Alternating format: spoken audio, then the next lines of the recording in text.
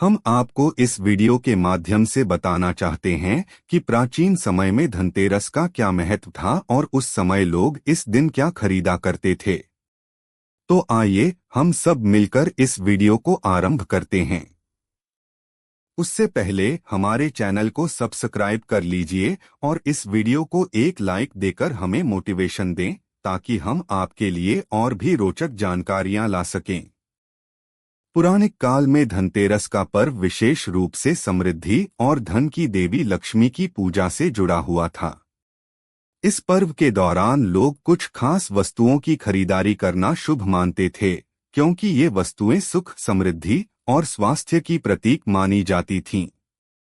इसी प्रकार कुछ वस्तुएं ऐसी भी थीं जिन्हें धनतेरस पर खरीदना अशुभ समझा जाता था। इस तरह की मान्यताएं और विश्वास धार्मिक, सांस्कृतिक और सामाजिक परंपराओं के आधार पर विकसित हुई थीं।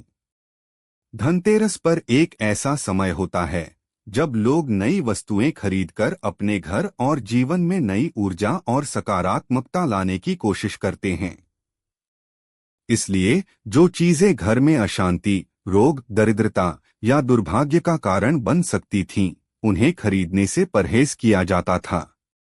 खासकर उन वस्तुओं को खरीदने से बचा जाता था जो किसी न किसी रूप में नकारात्मकता का प्रतीक मानी जाती थीं। ऐसी ही कुछ वस्तुएं हैं जिन्हें धनतेरस पर खरीदना अशुभ माना जाता था। प्राचीन मान्यताओं के अनुसार लोहे से बनी वस्तुएं जैसे कि कैंची, चाकू, तलवार आदि को धनतेरस पर खरीदने से बचा जाता था। इसका कारण यह था कि लोहे को कठोरता, क्रूरता और विभाजन का प्रतीक माना जाता था। कहा जाता है कि लोहे से बनी वस्तुएं घर में कलह, असहमति और रिश्तों में दरार ला सकती हैं। विशेष रूप से कैंची को घर में रिश्तों और सद्भावना को काटने वाली वस्तु के रूप में देखा जाता था, इसलिए इसे धनतेरस पर खरीदना अत्यंत अशुभ समझा जाता था।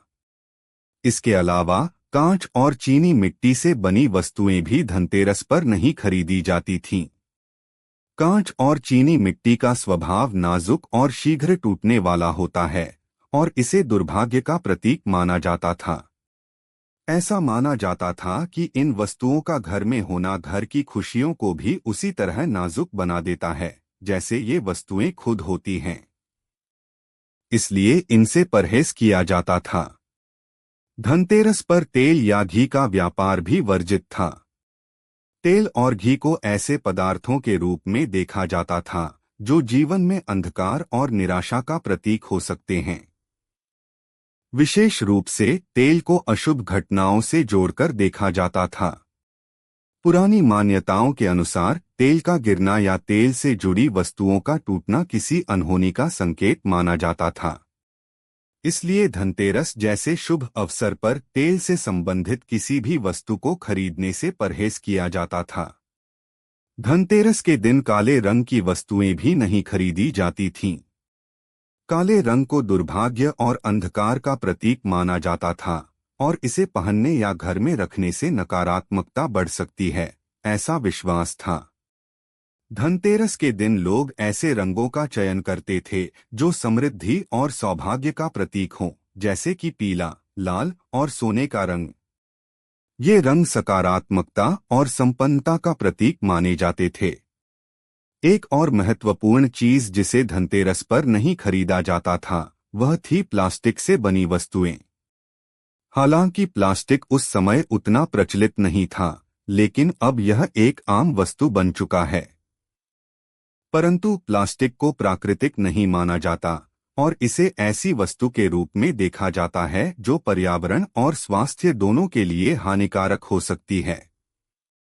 इसलिए परंपरागत रूप से लोग प्लास्टिक से बनी वस्तुओं की खरीदारी से बचते हैं, खासकर धनतेरस जैसे पवित्र अवसर पर जब घर में शुद्धता और सकारात्मक ऊर्जा बनाए रखने का प्रयास किया जाता है।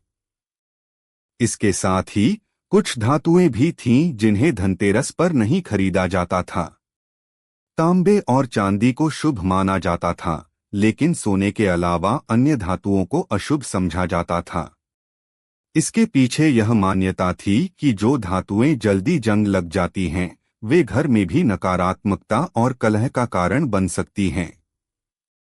इसलिए लोहे के अलावा जंग लगने वाली धातुओं की खरीदारी से भी परहेज किया जाता था।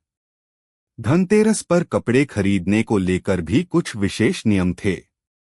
खासकर पुराने समय में धनतेरस पर नए कपड़े खरीदना तो शुभ माना जाता था, लेकिन सफेद रंग के कपड़े खरीदने से बचा जाता था। सफेद रंग को प्राचीन काल में शोक और मृत्यु से जोड़कर देखा जाता था। इसलिए धनतेरस जैसे उल्लासपूर्ण और शुभ अवसर पर सफेद कपड़ों की खरीदारी नहीं की जाती थी। इसके स्थान पर लोग रंगीन और चमकीले वस्त्र खरीदने को प्राथमिकता देते थे, जो जीवन में उत्साह और खुशियों का प्रतीक होते थे। कुछ विशेष प्रकार के आभूषण और गहने भी धनतेरस पर नहीं खरीदे जाते थे। विशेष रूप से मोती या हड्डी से बने आभूषण अशुभ माने जाते थे, क्योंकि इन्हें शोक और दुख से जोड़ा जाता था। इसके अलावा टूटे हुए या खंडित आभूषणों को भी खरीदने से बचा जाता था, क्योंकि ऐसा माना जाता था कि यह दुर्भाग्य और समस्याओं को आमंत्रित कर सकता है। धनतेरस पर धार्मिक पुस्तकों या ग्रंथों की भी खरीदारी नहीं की जाती थी। हालांकि यह सुनने में अजीब लग सकता है, लेकिन प्राचीन काल में यह मान्यता थी कि धार्मिक ग्रंथों को खरीदने के बजाय उन्हें दान करना या किसी विद्वान व्यक्ति से प्राप्त करना अधिक शुभ होता है। पुस्तकों को खरीदना धन और समृद्धि के देवी देवताओं के आशीर्वाद को कम कर सकता है, ऐसा विश्वास था। इस प्रकार धनतेरस का त्योहार हमेशा से ही धैर्य, सकारात्मकता और शुभता का प्रतीक रहा है। इस दिन की जाने वाली खरीदारी और इससे जुड़े रीति रिवाज हमारे समाज के सांस्कृतिक और धार्मिक मूल्यों का प्रतिबिंब हैं।